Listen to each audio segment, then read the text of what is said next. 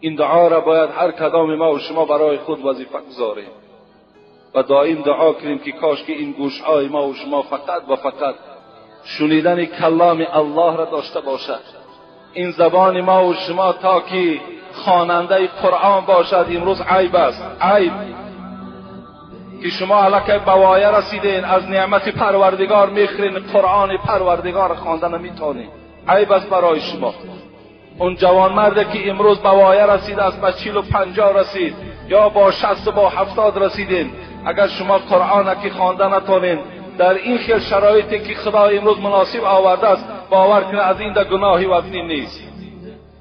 حبیب خدا میگوید خیرکم من تعلم القرآن و علمه. اگر در اطراف من 3000 یا 4000 نشسته باشین، حبیب خدا میگوید بهترین اینها کیست؟ کدام شما بهترین هستین؟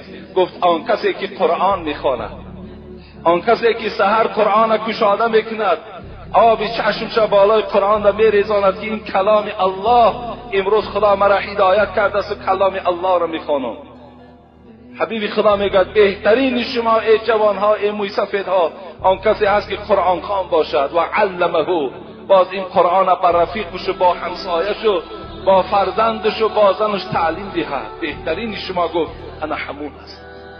امروز ما شما الحمدلله نام مسلمانی داریم، امروز نماز جمعه میخوانیم، امروز دیگر عملها را میکنیم، لیکن از قرآن دور هستیم، قرآن نمیخوانیم. حاجیای ما و شما از حج گشته میآیند، میگن زنها قرآن میخوانند، کودکهای مردم خارج همه قرآن خوان هستند، لیکن ماها چی؟ ماها فقط نظر میکنیم، بعد اونجا آبی چشم میکنیم که دیگر فایده ندارد.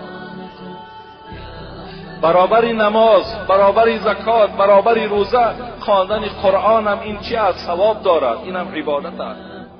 پیغمبر خدا میگوید مثل المؤمن یقرأ القرآن مثل الاترجة ریحها طیب و طعمها طیب و مثل المؤمن الذي لا يقرأ القرآن مثل التمرة لا ریح لها و طعمه حلو.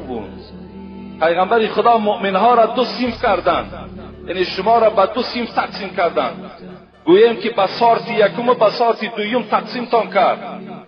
آیا شما نمیخواهید که در سارت اول باشید؟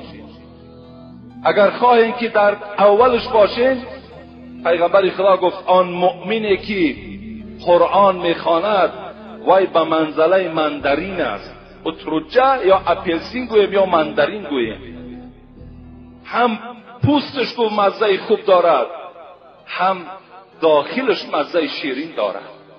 لیکن مؤمنی که نام مؤمنی دارد، یعنی مسلمان است، 5 وقت نماز میخواند، روزه میگیرد، مسجد میآید، فقط از خواندن قرآن محروم است، او به منزله خرما هست. گفت فقط مزه شیرین دارد لیکن بوی خوب ندارد.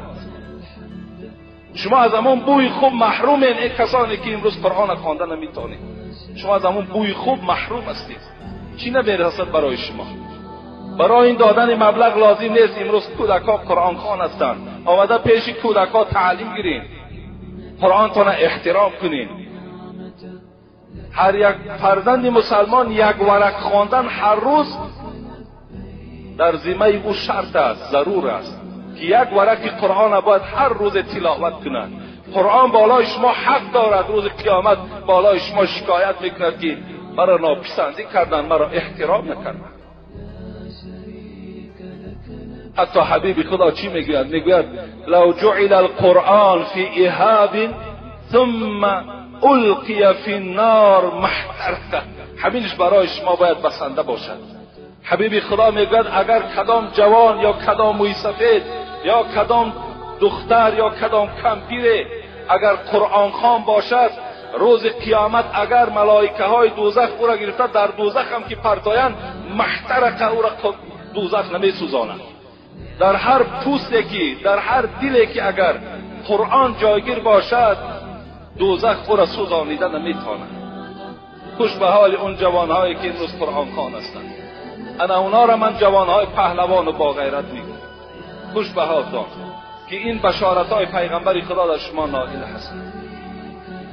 این از دعای پیغمبر خدا که از بدی چشم، یعنی بین چشمی که قرآن نظر نکنه، از بدی زبان، زبانی که اگر کلام الله را خوانده نتانه، از این پیغمبر خدا گفتم